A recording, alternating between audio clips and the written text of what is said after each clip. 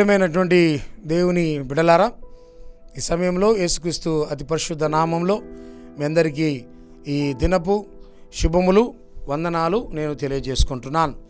మరి లెంట్ ధ్యాన స్రవంతిని వీక్షిస్తున్నటువంటి ప్రతి ఒక్కరూ యూత్ డిపార్ట్మెంట్ ద్వారా గొప్ప ఆశీర్వాదాలు పొందుకుంటున్నారని నేను నమ్ముతూ ఉంటున్నాను. వీక్షిస్తున్న ప్రతి ఒక్కరికి కూడా నేను హృదయపూర్వక కృతజ్ఞతలు తెలియజేసుకుంటున్నాను. ఈ మట్ల ఆదివారం రోజు మీ అందరికీ మట్ల ఆదివారపు శుభములు కూడా నేను తెలియజేస్తున్నాను. అలాగే ఈరోజు మరి ఈ విధముగా మట్ల ఆదివారం దినమున దేవుని వాక్యమును ప్రార్థనా ఛానల్ ద్వారా యూత్ డిపార్ట్మెంట్ ద్వారా మీకు అందించుటకు నాకు ఇచ్చిన ఈ గొప్ప అవకాశమును బట్టి దేవాది దేవునికి నేను మొట్టమొదటిగా హృదయపూర్వక నిండు కృతజ్ఞతలు దేవునికి తెలియజేయుచున్నాను. అలాగే యూత్ డిపార్ట్మెంట్లో ఇలాంటి గొప్ప కార్యాన్ని చేయుటకు నాకు అవకాశం ఇచ్చినటువంటి మన రాయలసీమ అధ్యక్ష మండల పీఠాధిపతులు the right reverend doctor Peyyala Isaac Varaprasad తండ్రి గారికి నేను నిండు కృతజ్ఞతలు తెలియజేస్తున్నాను. తండ్రి గారి యొక్క ఆలోచన ద్వారా, తండ్రి గారి యొక్క ఆశ ద్వారా యూత్ డిపార్ట్మెంట్లో ఇలాంటి గొప్ప కార్యక్రమములు అనేక సంవత్సరములు జరుగుతున్నది. వారి యొక్క ఆలోచన, వారి యొక్క ఆశ ఇంకా యూత్ డిపార్ట్మెంట్లో ఫలించాలని, వారి ఆలోచనలో, వారి మార్గంలో యవనస్తులందరూ ముందుకు నడిచి సంఘంలో ఒక గొప్ప స్థానంలో ఉండాలని వారి కోరిక. అలాంటి కోరిక ద్వారా ఈ విధానంలో అనేక అభివృద్ధి కార్యములలో యూత్ డిపార్ట్మెంట్ నడిపిస్తున్న తండ్రి గారికి నేను హృదయపూర్వక కృతజ్ఞతలు తెలియజేస్తున్నాను.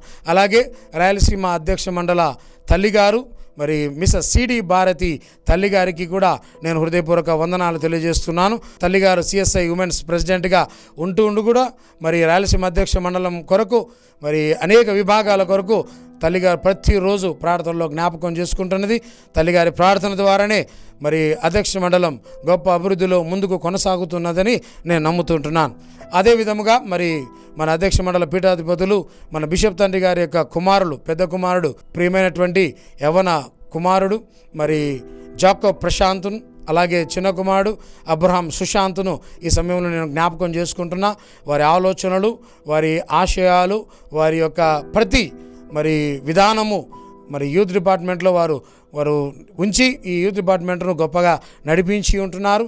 వారు ఇచ్చిన ఆలోచనలను బట్టి వారిని నేను ఈ సమయంలో జ్ఞాపకం చేసుకుంటూ వారిని యూత్ డిపార్ట్మెంట్ తరఫున హృదయపూర్వక వందనాలు తెలియజేసుకుంటున్నాను. అదేవిధముగా మరి రాయలసీమ అధ్యక్ష మండల అధికారులు, వైస్ ప్రెసిడెంట్ మరియు యూత్ డిపార్ట్మెంట్ చైర్మన్గా ఉన్నటువంటి రెవరెండ్ డాక్టర్ పిడిఎస్జే బెనర్ బాబు గారికి, అలాగే రాయలసీమ అధ్యక్ష మండల కార్యదర్శి రెవరెండ్ డాక్టర్ సి ఆనందరావు బాబు గారికి, అలాగే అసిస్టెంట్ సెక్రటరీగా ఉన్నటువంటి మిస్టర్ డిసి యానిస్ మోజస్ వారికిని, అలాగే రాయలసీమ అధ్యక్ష మండల కోశాధికారిగా ఉన్నటువంటి మిస్టర్ పి డానియల్ సార్ గారికి నేను హృదయపూర్వక కృతజ్ఞతలు తెలియజేసుకుంటున్నాను.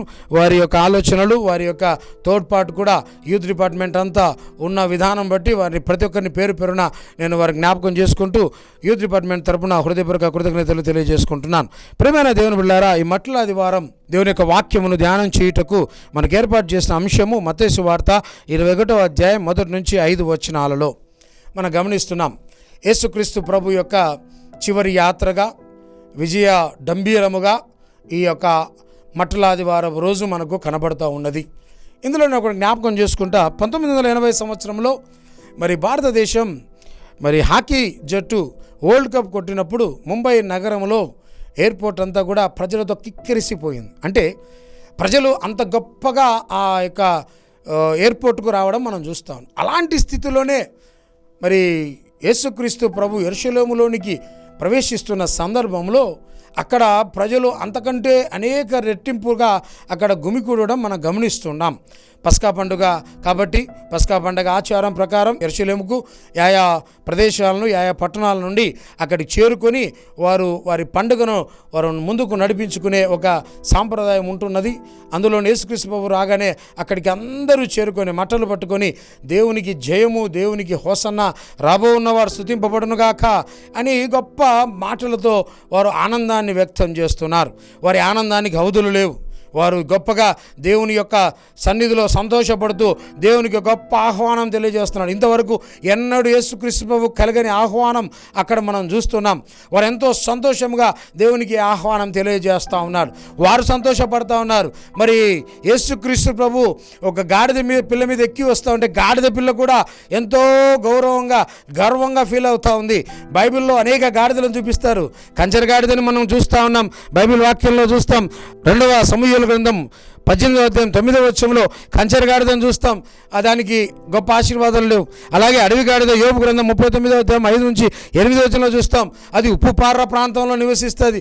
దానికి అరణ్యమే దానికి శరణ్యం, నివాసం. అలాంటి గాడిదలలో ఊరు గాడిద చాలా బలహీనమైనదైనా, తగ్గింపు స్వభావం కలిగినదా, దాన్ని ఎవరు లెక్క చేయకపోయినా అది పాత బట్టలు వేసుకొని, బైబిల్లో చూస్తాం మత్తయి సువార్త 11వ అధ్యాయం 28వ వచనంలో చూస్తాం, పాత బట్టలు మోసినది. అలాగే యోహాను సువార్త 8వ అధ్యాయం 34వ వచనంలో చూస్తాం, దాన్ని బంధించి ఉంటారు. అలాంటి బలహీనమైనటువంటి గాడిద ఈరోజు తలకాయ ఎత్తుకొని గర్వంగా ఆనందంగా ముందుకు సాగుతూ ఉంది. ఎందుకంటే లోక రక్షకుని నేను మోస్తున్నాను, లోక రక్షణ నిమిత్తమై ఈ లోకములో దేవుని కుమారుడుగా వచ్చిన యేసయ్యను మోస్తున్నాననే ఒక గొప్ప గర్వంతో ఉంటున్నది. ప్రియమైన వాళ్ళారా, ఇక్కడ మనుషులు ఆనందంగా ఉన్నారు. మరి ఇక్కడ చూస్తే గాడిద కూడా ఆనందంగా ఉన్నది. అక్కడున్న ప్రదేశం అంతా చాలా ఆనందకరంగా ఉంటున్న విధానంలో మనం ఒకటి గమనించాలి. యేసు ప్రభువు మాత్రం ఆయన కంట తడి పడుతున్నట్టుగా మనం చూస్తున్నాం. ఆయన కన్నీరు గారుస్తున్నట్టుగా మనం గమనిస్తున్నాం. సాధారణంగా మనుషులకు ఇలాంటి గౌరవం కలిగినప్పుడు వారు చాలా గర్వంగా ఫీల్ అవుతారు. వారు చాలా సంతోషంగా ఉంటారు. వారి ముఖంలో ఎన్నడూ చూడలేనటువంటి సంతోష మరి విధానాలు కనపడతా ఉన్నాయి. కానీ యేసుక్రీస్తు ప్రభు ఈ సమయంలో తాను బాధపడుతున్న విధానాన్ని మనం గమనిస్తున్నాం. తాను ఏడుస్తున్న విధానాన్ని గమనిస్తున్నాం. మనం బైబిల్లో చూస్తాం యేసు ప్రభు 2 పర్యాలే ఏడ్చినట్టుగా మనం గమనిస్తున్నాం. మొదటిది యోహాను సువార్త 11వ అధ్యాయం 35వ వచనంలో లాజరు చనిపోయినప్పుడు, మరి రెండవది ఈ సందర్భంలో ఆయన గాడిద మీద వస్తున్నప్పుడు ఆయన కన్నీరు గారుస్తున్నాడు. ఎందుకు కన్నీరు గారుస్తున్నాడు? ఏంటి కారణం అంటే 2 కారణాలని నేను జ్ఞాపకం చేస్తూ ఉన్నా ఈ సందర్భంలో. మొదటి కారణం ఏంటంటే యెరూషలేము యొక్క ఔన్నత్యమును బట్టి, యెరూషలేము యొక్క స్థితిని బట్టి, యెరూషలేము దిగజారిపోతున్న పరిస్థితిని బట్టి. కీర్తన గ్రంథంలో అంటాడు 132వ సంకీర్తన 13-14 వచనంలో అంటాడు, యెరూషలేము నా యొక్క విశ్రమ స్థానం, ఇక్కడ నేను విశ్రమిస్తున్నా, ఇది నా ఇల్లు, ఇది నా ప్రదేశం. అంటే అంత పరిశుద్ధంగా ఏర్పాటు చేయబడిన దేవాలయం లేదంటే యెరూషలేము స్థితి ఏమైంది? దొంగలుగా మారిపోతా ఉన్నది. ఆనాడు సొలొమోను మహారాజు రాజుల గ్రంథంలో మనం చూస్తున్నాం. దేవుణ్ణి అంటాడు, దేవా ఇంత గొప్ప దేవాలయం నీ కట్టించి ఉన్నానని సొలొమోను మహారాజు అన్నప్పుడు దేవుడు అంటా ఉన్నాడు, సొలొమోనా నా కుమారుడా, ఆకాశము నా సింహాసనము, భూమి నా పాదపీఠం, నువ్వు కట్టించే దేవాలయం ఏ పాటిది అన్నప్పుడు సొలొమోను మహారాజు, ఈ దీనుడైన ఈ బిడ్డ ఆలకించు ప్రార్థన వినుము, ఈ దేవాలయంలో నువ్వు ఉండాలి, ఈ దేవాలయంలో నీ స్థానం ఉండాలి, ఈ దేవాలయంలో నీ సన్నిధి ఉండాలి అని అన్నప్పుడు దేవుడు అన్నాడు, ఇదిగో ఈ స్థలము నాకు విశ్రమ స్థానం, ఈ స్థలం వైపే నా కన్నులు, ఈ స్థలం వైపే నా చెవులు, ఈ స్థలంలో నేను నివాసం ఉంటున్నానని తెలియజేసిన దేవుడు. అటువంటి పరిశుద్ధమైన దేవాలయం ఏమైపోయింది?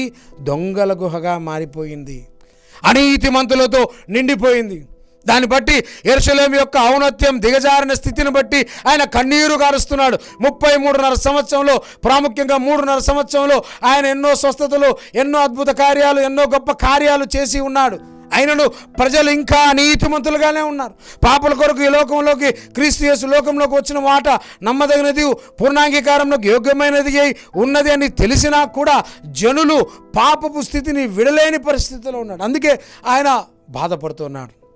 యెరూషలేము నుండి వారి యొక్క ఆనంద గానముల మధ్య ప్రయాణమై దేవాలయంలోకి వెళ్ళి అక్కడ రూకలము వారిని, గోలముల వారిని వారి యొక్క బల్లలు పడద్రోసెను. ఎంత బాధ! ఆ వ్యాపార స్థలంగా మారిపోయిన దేవాలయాన్ని చూసి ఆయన కంటతడి పెడుతున్నాడు. వ్యాపార స్థలానికి నిలయంగా ఉన్నటువంటి దేవాలయంను బట్టి, ఆధ్యాత్మిక చింతలు లేని దేవుని సన్నిధిని బట్టి ఆయన చింతపడుతున్నాడు. మరి దేవుని వాక్యంలో తెలియజేస్తూ ఉన్నది, అనేక పర్యాయాలు మనం చదువుకుంటున్నాం. నా మందిరం, మార్క్స్ వార్త 11వ అధ్యాయం 17వ వచనం చూస్తే, నా మందిరం సమస్త అన్యజనులకు ప్రార్థనా మందిరం అనబడును. ఇక్కడ వీళ్ళు చేస్తున్న వ్యాపారానికి స్థలాన్ని ఎక్కడ ఏర్పాటు చేసుకున్నారో ఈరోజు మనం తెలుసుకోవాలా. సాధారణంగా యెరూషలేము దేవాలయంలో మరి యూదులు కూర్చోవడానికి, శాస్త్రులు ఇంకా తదితర వర్గాలు కూర్చోవడానికి కొన్ని ప్రదేశాలను ఏర్పాటు చేసి ఉంటారు. ఆ ప్రదేశాల్లో మాత్రమే వారు కూర్చొని మరి దేవుని ఆరాధించాలి, దేవుని స్తుతించాలి. ఇలా ఒక్కొక్క వర్గానికి స్థలమును ఏర్పాటు చేస్తున్న క్రమంలో అన్యజనులకు కూడా ఒక ప్రదేశాన్ని ఇస్తారు. అన్యజనులు అక్కడికి వచ్చి దేవుని తెలుసుకోవాలా, దేవుని ఆరాధించాలా, దేవునికి కృతజ్ఞత చెల్లించాలా, దేవునికి బలులు ఇవ్వాలనేది ఒక ఆనవాయితీగా, ఒక సాంప్రదాయంగా ఉంటున్నది. ఇక్కడ ఉన్నటువంటి ఆలయంలో ఉన్నటువంటి వారు అన్యజనులకు ఎక్కడైతే ఆ ప్రదేశాన్ని కేటాయించారో ఆ ప్రదేశంలో వారు వ్యాపారం చేస్తూ ఉన్నారు. అంటే ఆ ప్రదేశంలో అన్యజనులు రాకుండా వారి వ్యాపార స్థలములుగా, వారి వ్యాపార సంబంధిత ప్రదేశాలుగా అక్కడ వారు బలలు వేసుకొని వ్యాపారం చేస్తూ ఉన్నారు. అంటే అక్కడున్న వాళ్ళందరూ మిగతా వర్గాలు దేవుని ఆరాధించడానికి వారు అవకాశం ఇస్తున్నారు. కానీ కేవలం అన్యజనులు వచ్చినటువంటి ప్రదేశాన్ని, ఏర్పాటు చేసిన ప్రదేశాన్ని వ్యాపార స్థలంగా ఉంచి ఉన్నారు. ప్రియమైన వారలారా, దేవుడు ఒక వర్గానికి మాత్రం ఈ లోకానికి రాలేదండి, సమస్త మానవాళి కొరకు వచ్చాడు. ఆయన ఆరోహణమైనప్పుడు అంటున్నమాట, ఇదిగో మీ కొరకు. అంటే అందులో యూదులు ఉన్నారు, శాస్త్రులు ఉన్నారు, పరిసయ్యులు ఉన్నారు, రోమీలు ఉన్నారు, ప్రతి ఒక్కరు ఉన్నారు. అలాగే యోనా గ్రంథంలో ఒక్కసారి నేను పాత నిబంధన గ్రంథంలో చూస్తే అక్కడ దేవుడు యోనాతో అంటున్నాడు, యోనా వీళ్ళని శిక్షించమంటున్నావే, ఇదిగో కుడి ఎడమ తెలియని ప్రజలు, వీరు కూడా నా బిడ్డలే కదా.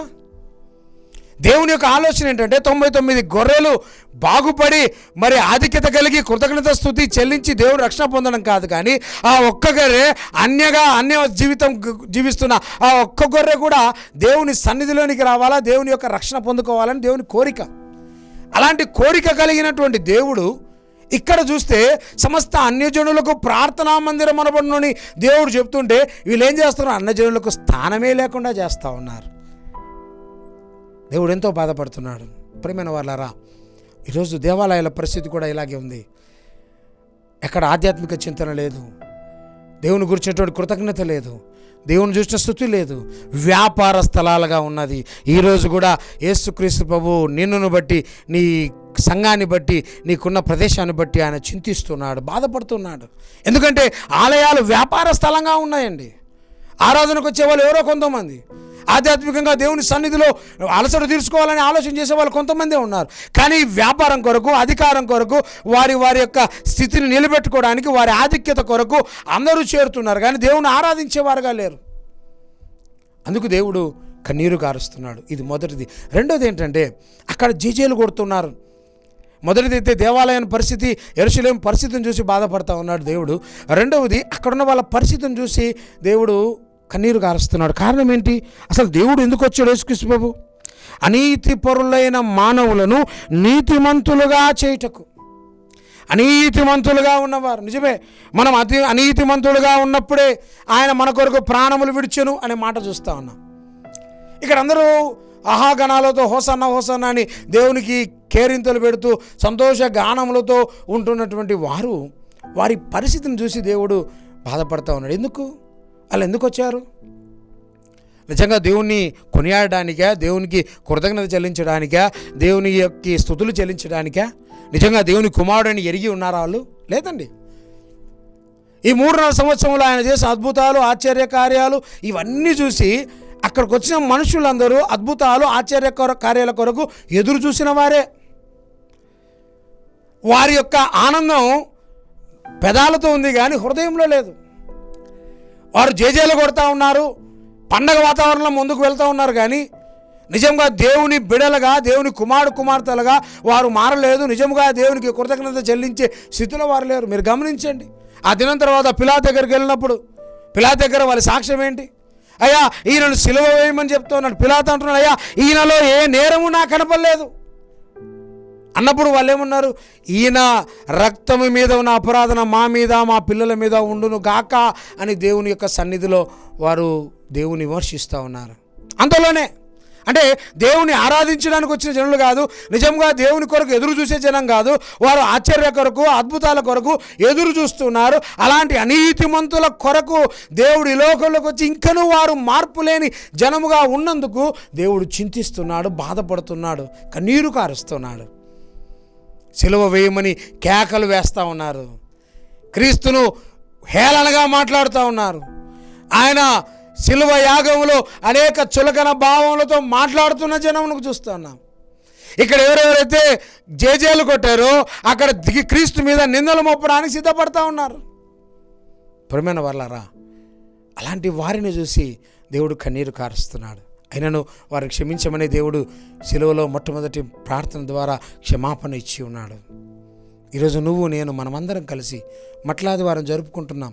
మనం కూడా మట్టలు పట్టుకొని దేవాలయం చుట్టూ తిరుగుతాం. ఇంకా కొన్ని రూరల్ ప్రాంతాలలో మరి పల్లెలందరూ తిరుగుతాం. మరి పాటలు, సంతోషము ఇవన్నీ కనపడుతూ ఉన్నాయి. బట్ మనం పెదవుల సంతోషమును దేవుడు ఇష్టపడండి. హృదయం నుండి దేవుని నువ్వు నిజమైన రక్షకుడుగా నమ్ముకోవాలి.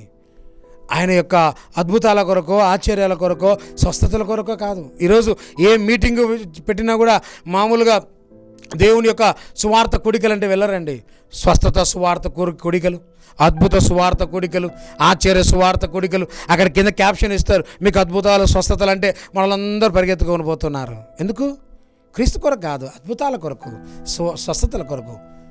నిజముగా క్రీస్తు ఈ లోకములో నన్ను సృజించినది మొదలుకొని ఈ దినం వరకు సజీవు లెక్కలో నిలబెట్టిన దేవునికి నేను కృతజ్ఞత చెల్లించాలా, దేవునికి నేను స్తుతులు చెల్లించాలనే నమ్మకము, ఆశ తపన ఎవరికీ లేదండి. ఈరోజు దేవుడు నిన్ను బట్టి కూడా ఏడుస్తున్నాడు, నన్ను బట్టి కూడా ఏడుస్తూ ఉన్నాడు. ఎందుకో తెలుసా? నీవు కూడా ఇప్పటికీ నిజమైన రక్షకుని తెలుసుకోలేకపోతున్నావు. నోటితో దేవుని స్తుతిస్తున్నావు, గణపరుస్తున్నావు, కానీ హృదయంలో నీ పాపం స్థితి అలాగే ఉన్నది. నీ పాపముతో నీవు అలాంటికే ఉన్నావు. దేవుడిచ్చిన రక్షణను పొందలేకపోతున్నావు. నీ పాపం స్థితిని వదలలేకపోతున్నావు. ఆనందంగా కేరింతలు కొడుతున్నావు, ఆనందంగా సంతోషం వ్యక్తం చేస్తున్నావు, ఆనందంగా అనేకుల ఆనందములో నువ్వు పాలిపంతులుగా ఉన్నావు. కానీ దేవుని యొక్క జీవితంలో నువ్వు పాలిభాగస్తురాలిగా నువ్వు జీవించలేని స్థితిలో ఉంటున్నావు అనే విషయాన్ని నువ్వు జ్ఞాపకం చేసుకోవాలా. ఒక్కసారి నువ్వు ఆలోచన చేయి. మానవుడు ఈ లోకంలో జన్మించినది మొదలుకొని దేవుడు అనేక విధానములో ఆశీర్వాదములతో దేవుడు దీవించి నేను ఈ రోజు వరకు సజీవుల లెక్కలు నిలబెడితే అనేక మటలాదివారం, అనేక గుడ్ ఫ్రైడేలు, అనేక ఈస్టర్లు వస్తున్నాయి పోతున్నాయి, కానీ నీలో మార్పు లేదు. ఇంకా అనీతిమంతులుగానే ఉన్నాం. దేవుడు మనల్ని ఎంతో దీవించిన విధానం బట్టి దేవునికి మనము దేవుని యొక్క స్థితిలో కృతజ్ఞత చెల్లించే వారంగా లేం. దేవుని కొరకు ఎదురు చూసే వారంగా లేం. ఇప్పటికీ మన జీవితం మార్పు లేదండి. ఇప్పటికైనా మన జీవితాన్ని మార్చుకోవాలా? మన జీవితంలో మార్పులో ప్రవేశింపజేసుకోవాలని దేవుడు ఈరోజు వాక్యం ద్వారా మనతో మాట్లాడుతున్నాడు. ఈ మాట్లాడే ద్వారా రోజు జ్ఞాపకం చేసుకొని నువ్వు దేవుని యొక్క సన్నిధిలో నిలబడాలి. నిరీక్షణకరముగా నువ్వు జీవించాలంటే 3 గుణాలు నువ్వు ఈ యొక్క మట్లాదివారం రోజు నువ్వు సంపాదించుకోవాలి. అప్పుడు దేవుని ఎడల నిరీక్షణ కలిగిన వాడుగా దేవునికి కృతజ్ఞత చెల్లించే జీవితాల్లో నువ్వు ఉంటావని దేవుడు ఈ యొక్క వాక్యం ద్వారా హెచ్చరిస్తున్నాడు. ఆ గుణగణాలు ఏంటో త్వరగా మనం జ్ఞాపకం చేసుకుందాం. ఆ గుణగణాలు మనకుంటే దేవునితో ఉన్నవారమే, దేవునికి కొరకు ఎదురు చూసేవారమేగా ఉన్నామనే విషయాన్ని మనం జ్ఞాపకం చేసుకోవాలి. అర్హతలు మనకు ఉండాలండి. దేవునితో మనం జీవిస్తున్నామనే ఒక అర్హత మనకున్నప్పుడే దేవుని బిడలుగా మనం జీవించగలం, దేవునికి కృతజ్ఞత చెల్లించగలం. లేదంటే మనము నటన పరముగా జీవించిన వాళ్ళంగానే ఉండబోతున్నాం. నవ్వుతున్నాం, సంతోషపడుతున్నాం, దేవుని కొరకు ఏమి చేయలేని పరిస్థితుల్లో ఉన్నాం. అలాంటి స్థితిలో కాకుండా దేవుని కొరకు నేను నిలబడ్డానంటే ఈ 3 గుణాలు నీలో ఉండాలి. ఉన్నాయా?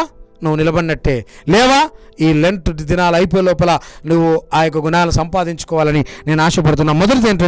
మొదటి అర్హత ఏంటంటే యాకోబు పత్రిక 3:8-11 యాకోబు భక్తులు చాలా క్లుప్తంగా వివరించారు. మీరు తర్వాత బైబిల్ తీసి చదవండి. యాకోబు పత్రిక 3:8-11 నాలుకను కాపాడుకునేవాడు తన నోరును కాపాడుకునేవాలి. మొదట నువ్వు గమనించాలి, ఈ నోరే ప్రమాదకరమైన శత్రువు. ఒక దేశం బాగుపడాలన్నా, ఒక రాష్ట్రం బాగుపడాలన్నా, ఒక ఊరు బాగుపడాలన్నా, ఒక సంఘం బాగుపడాలన్నా, నీ కుటుంబం బాగుపడాలన్నా జ్ఞాపకం చేసుకో, నీ నోరును నువ్వు కాచుకోవాలి. నోరును అదుపులో పెట్టుకోవాలి. యాకోబు మనం చదువుకున్న భాగంలో అంటాడు, ఇది మరణకరమైన విషముతో కూడినది అని 4 గురించి రాస్తా ఉన్నాడు. అవును ప్రియమైన వాళ్ళారా, ఈరోజు క్రీస్తు కొరకు ఎదురు చూసేవారు తన నోటిని కాచుకోవాలా.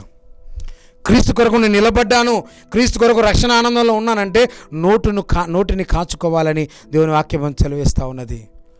ఈ నోటి దాటి వలన అనేక జీవితాలే కోల్పోయినట్లుగా మనము బైబిల్లో చూస్తూ ఉన్నాం. అదేవిధంగా మనం ఉన్నటువంటి సొసైటీలో మనం చూస్తూ ఉన్నాం. ఈ నోటిని జాగ్రత్తగా ఉంచుకోవాలి. ఈరోజు ఈ నోటితో ఏదో మాట్లాడతామో దాని ప్రకారం మనం జీవించలేకపోతున్నాం. ఈరోజు నోటితో దేవుని స్తుతిస్తున్నాం, హృదయం వేరే వాళ్ళకి అప్పచెప్పాం, అనగా అపవాదికి అప్పచెప్పాం. నోటిని కాచుకోవాలా.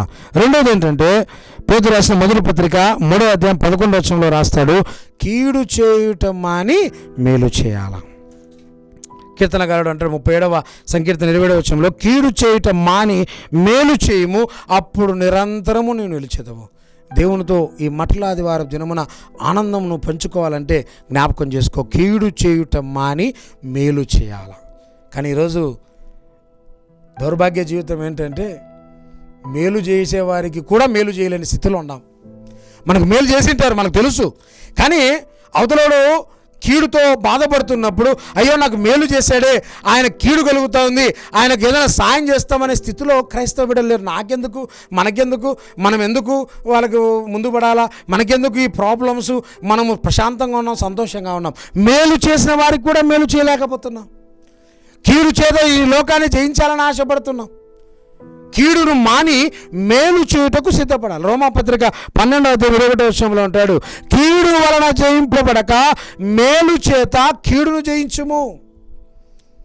కీడు జరుగుతున్నప్పుడు నీ సాధ్యమైతే మేలు చేయడానికి నువ్వు ముందు అడుగు వేయి. నీకు కీడు జరుగుతున్నప్పుడు, నీకు ఇబ్బంది కలిగజేస్తే జనాల మధ్య, నీకు కష్టాలు కలిగిస్తున్న జనాల మధ్య నీ ప్రాణమును ఎవరైతే తీయగొరుకుంటారో వారికి కూడా నువ్వు మేలు చేయి. యేసుక్రీస్తు ప్రభువే చేశాడు కదా. తను పట్టుకోవడానికి వచ్చిన సైనికునికి మరి చెవిని పేతురు నరికివేస్తే ముట్టి బాగుపరిచాడు. కీడు చేయడానికి వచ్చిన వాడే. పిలాతు దగ్గర ఈయన శిక్షించమని చెప్పిన యూదులను సిలువలో మొట్టమొదటి మాట ద్వారా క్షమిస్తూ ఉన్నారు. తండ్రి వీరేమి చేయుచున్నారో వీరు ఎరుగరు కనుక వీరిని క్షమించుము, క్షమాపణ ఇస్తూ ఉన్నాడు. అంటే కీడు చేసిన వారికి కూడా మేలు చేస్తూ ఉన్నారు. ఈరోజు క్రైస్తవుడిగా కీడు చేసిన వారికి కూడా మేలు చేయాలా. ఈ మట్లాదివారం రోజున దేవుడు నిన్ను చూసి సంతోషపడాలంటే నీ నాలుకను జ్ఞాపకం జాగ్రత్తగా ఉంచుకో, అనగా నీ నోటిని జాగ్రత్త పెంచుకో. నీ పెదవులతో దేవుణ్ణి దూషించొద్దు, నీ పెదవులతో ఇతరుల కీడు కోరుకోవద్దు. రెండవది కీడు చేయుట మాని మేలు చేయాలి. మూడవది చివరిది ఏంటంటే సమాధానమును వెంటాడాలి. పేతురు రాసిన మొదటి పత్రిక 3వ అధ్యాయం 11వ వచనంలో ఆ భాగంలో రాస్తూ ఉన్నాడు, సమాధానమును వెతికి వెంటాడాలి. ఈరోజు సమాధానం లేని స్థితిలో ఉన్నాం. ప్రబోధ సంస్కారం రోజు అందరం సమాధానం తీసుకుంటాం, చేతుల ద్వారా సమాధానం తీసుకుంటున్నాం, కానీ హృదయాలలో మన ఇరుగు పొరుగు వారి మధ్య, మన సహోదరుల మధ్య, మన సంఘాల మధ్య, సంఘములో ఉన్న విశ్వాసుల మధ్య సమాధానం లేని స్థితిలో మనం ఉంటున్నామేమో ఒకసారి ఆలోచన చేయాలి. సమాధానం లేని స్థితిలో ఉండి నువ్వు ప్రార్థన చేస్తే దేవుడు ఏ విధంగా నీ ప్రార్థన స్వీకరిస్తాడు? మత్తయి వార్త 5వ అధ్యాయం 23వ వచనంలో మనం చూస్తూ ఉన్నాం. బలిపీఠం వద్ద నువ్వు దేవునికి బలి ఇచ్చేటప్పుడు ఒకసారి జ్ఞాపకం చేసుకో, ఇతరులతో సమాధానం పడ్డావా లేదా. పడకుంటే నువ్వు వెళ్ళి సమాధానం పడి వచ్చిన తర్వాత బలి ఇయ్యి, అప్పుడు దేవుడు స్వీకరిస్తాడు. ఈ సమాధానం నువ్వు సంపాదించుకోవాలి. అది ఊరికే దొరకదండి. చాలాసార్లు చెప్తాను, మన ఇంట్లో సమాధానం ఉంది, మన హృదయాల సమాధానం ఉంది, సమాధానం కలుగును కాక అని చెప్తా ఉన్నారు, కానీ సమాధానం లేదు. సమాధానం ఉండాలంటే నీ హృదయంలో క్రీస్తు ఉండాలా. పేతురు రాసిన మొదటి పత్రిక 3వ అధ్యాయం 16వ వచనంలో ఉంటాడు, మీ హృదయములందు క్రీస్తును ప్రభువుగా ప్రతిష్ఠించుకొనుడి, అప్పుడు మీ సమాధానకు అర్హులుగా ఉంటారు. ఆ స్థితిలో మనం ఉండాలని దేవుని వాక్య భాగం సెలవిస్తుంది. ప్రియమైన వారలారా, దేవుడు నిన్ను బట్టి ఆనందగానము చెయ్యాలంటే దేవునితోనూ నిలబడాలి. అద్భుతాల కొరకు కాదు, స్వస్థతల కొరకు కాదు, ఆచార్య కొరకు కాదు. దేవుని వాక్యం అంటున్నది, మొదట ఆయన రాజ్యమును నీతిని వెతుకుడి, మిగతావన్నీ నీకు అనుగ్రహిస్తాను. నీకేం కావాలో నీకంటే ఎక్కువగా ఆయనకు తెలుసు. నీ తల వెంట్రుకలన్నీ లెక్కింపబడి ఉన్నది. నువ్వు బాధపడొద్దు, ఆలోచన చేయొద్దు, దేవుని కొరకు జీవించు. దేవుడు గొప్ప అద్భుతాలు చేస్తాడు నీ జీవితంలో. ఆయన కొరకు జీవిస్తే, ఆయన బిడ్డలకు కష్టం కలిగితే ఆయన ఓర్చుకునే దేవుడు కాదు. తన బిడ్డలకు బాధ కలిగితే ఆయన చూస్తూ ఆనందపడే దేవుడు కాదు. నువ్వు ఆయన కొరకు ఉంటే ఆయన నీతోనే, నీ పక్షానే ఉంటాడు. ఈ మట్లాదివారం రోజు నువ్వు జ్ఞాపకం చేసుకో, దేవుడు కన్నీరు విడవకుండా ఆనందగానములతో నిన్ను చూసి సంతోషపడాలా. బలా నమ్మకమైన దాసుడా, బలా నమ్మకమైన దాసురాలా, నాతో నువ్వు ఉన్నావు అనే నమ్మకాన్ని దేవుని తీసుకురావాలి. అనీతిమంతులుగా ఉన్న మన జీవితము నీతిమత్వంలోనికి రావాలంటే ఈ 3 అర్హతలు మనం కలిగి ఉండాలా. నోటిని కాచుకోవాలా, కీడును మాలి మేలు చేయాలా. మూడవది సమాధానమును నువ్వు వెంటాడి సంపాదించుకొని దేవుని యొక్క సన్నిధిలో నీవు ఉంటే ఈ మట్ల ఆదివారం రోజు ఆయన నిన్ను బట్టి సంతోషపడతాడు. అలాగే దేవాలయాలు కూడా వ్యాపార స్థలాలకు నిలయంగా కాకుండా దేవునికి ఇష్టమైనటువంటి రీతిలో, ఆధ్యాత్మిక రీతిలో, దేవునికి స్తుతులు చెల్లించే రీతిలో, దేవుని యొక్క వాక్యానుసారమైన జీవితం జీవించే రీతిలో మరి దేవాలయాలు, సంఘములో ఉన్న విశ్వాసులు ఉండాలని దేవుడు ఈ మట్ల ఆదివారం రోజు మనకు వాక్యానురీతిగా తెలియజేస్తున్నాడు. అలాంటి స్థితిలో మనమందరం ప్రయాణం చేయాలా. ఈ మట్ల ఆదివారం మన జీవితంలో ఒక గొప్ప మార్పును తీసుకుని వచ్చి మన మార్పు వలన మన జీవితం కూడా అనేక గొప్ప ఆశీర్వాదంలో ముందుకు నడవాలని, అలాంటి రీతిలో మనం నిలబడాలని దేవుడు వాక్యం ద్వారా హెచ్చరిస్తూ అటువంటి కృప, అటువంటి ఆశీర్వాదం సదాకాలం మనకును, మన కుటుంబాలకును, మన సంఘములకును, మన దేశమునకును దేవుడు అనుగ్రహించి దీవించి కాపాడాలని కోరుకుంటూ ఇచ్చిన వాక్యంను మన వెనుకలో దేవుడు దీవించి కాపాడి ఆస్వాదించి కృప చూపును కాక. ఆమేన్. ప్రార్థన చేసుకుందాం. మహా గొప్ప దేవ, కృపల నా తండ్రి, సర్వోన్నతుడా, సర్వశక్తిమంతుడా, ఈ మట్ల ఆదివారం దినమున నీ వాక్యమును మేము ధ్యానం చేయుటకు మీరు ఇచ్చిన అవకాశం బట్టి వందనాలు. అవును ప్రభువా, మీ విజయ పరంపరలో జనులు సంతోషంగా ఉన్నారు, కానీ నువ్వు కన్నీరు కారుస్తున్న కారణం అనీతిమంతులైన మానవులు దేవాలయాన్ని దొంగల గుహగా మార్చుట, వీటన్నిటి బట్టి కన్నీరు కారుస్తున్నావు నా ప్రభా. నిజమే, స్థితిగతులు అలా ఉండిపోయిన ఆయన తండ్రి, అలాంటి స్థితిలో నుండి మేము బయటకు వచ్చి నీతిమంతులుగా, దేవాలయాలు దేవునికి ఆరాధన స్థలాలుగా, అన్యులకు ఆరాధన మందిరాలుగా ఉండుటకు శక్తిని, బలమును దయచేయండి. అలాంటి జీవితం జీవించుటకు మాకు మెరుగైన లక్షణాలు అనుగ్రహించండి. అలాగే నీతో మేము కలిసి జీవించడానికి, నేను ఆనంద పెట్టడానికి మా నోటిని కాచుకునే భాగ్యం మాకు అనుగ్రహించండి. ఇతరులకు కీడు చేయటం మాని మేలు చేయటకు శక్తిని దయచేయండి. సమాధానం వెంటాడి పోరాడే దాన్ని సంపాదించుకునే భాగ్యం మాకు అనుగ్రహించమని అడుగుతున్నాం. నీ కృపలో మనం జ్ఞాపకం చేసుకునే విధానం బట్టి వందనాలు. మా రాయలసీమ అధ్యక్ష మండల స్థితి అంతటిని మీరు జ్ఞాపకం చేసుకోండి.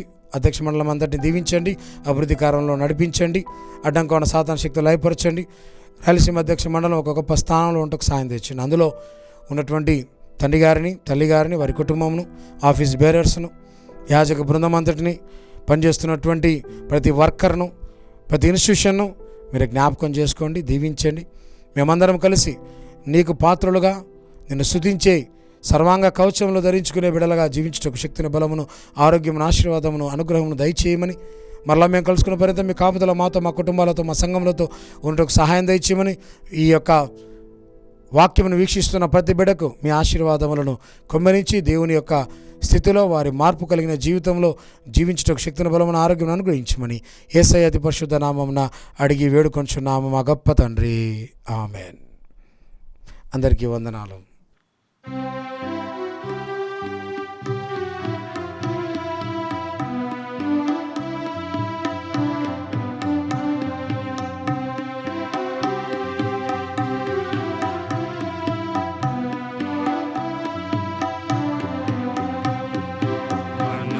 విలసితంబు దినంబు మహిమాన్వితంబు, దినంబు మహిమాన్వితంబు.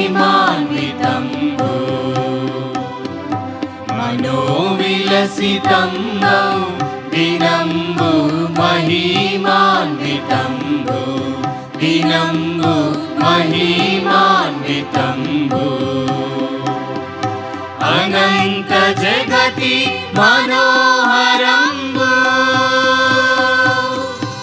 అనంత జగతి మనోహరంబు. ఘనాది ప్రభు యశ ప్రకాశకంబు, ఘనాది ప్రభు యశ ప్రకాశకంబు. మనోవిలసితంబు దినంబు మహిమాన్వితంబు, దినంబు మహిమాన్వితంబు.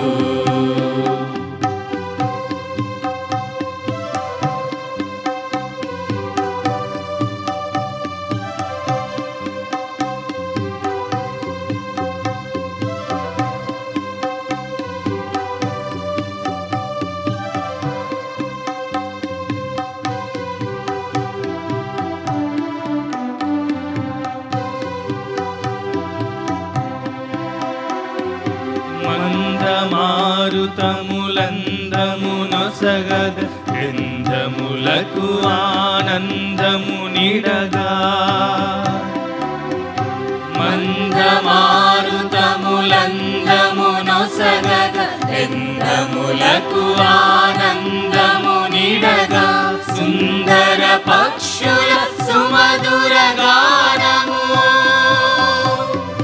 సుందర పక్షుల సుమధుర గానము సుఖావహంబై శోభించెనుగా సుఖావహంబై శోభించెనుగా మనోవిలసితంబు దినంబు మహిమాన్వితంబు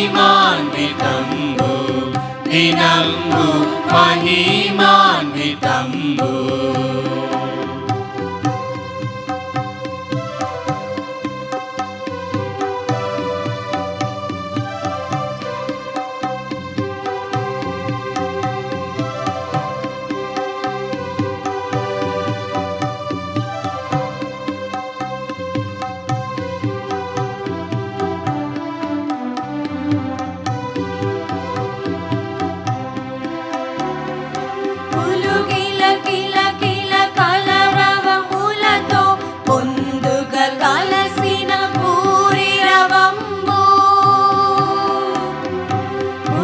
కిల కిల కలరవములతో పొందుగా కలసిన పూరిరవంబు లలిత మనోహర శ్రావ్యము వినుమా లలిత మనోహర శ్రావ్యము వినుమా కలబంధానికి కారణమేము కలబంధానికి కారణమేము మనోవిలసితంబు దినంబు మహిమాన్వితంబు దినంబు మహిమాన్వితంబు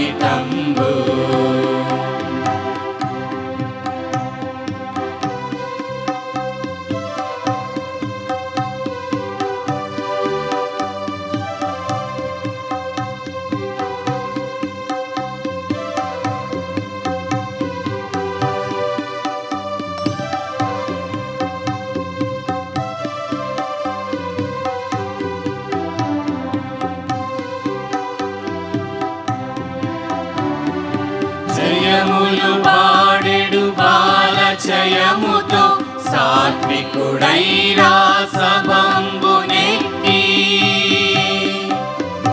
జయములు పాడెడు బాలచయముతో సాత్వికుడై రాసభంబునెక్కి జయోత్సవంబుతో సర్వేశ్వరుడు జయోత్సవంబుతో సర్వేశ్వరుడు చనిరా హృదయము సమర్పించెదము చనిరా హృదయము సమర్పించెదము మనోవిలసితంబు దినంబు మహిమాన్వితంబు దినంబు మహిమాన్వితంబు మనోవిలసితంబు దినంబు మహిమాన్వితంబు దినంబు మహిమాన్వితంబు అనంత జగతి మనోహరంబు అనంత జగతి మనోహరంబు ఘనాది ప్రభు యశ ప్రకాశకంబు ఘనాది ప్రభు యశ ప్రకాశకంబు మనోవిలసితంబు దినంబు మహిమాన్వితంబు దినంబు మహిమాన్వితంబు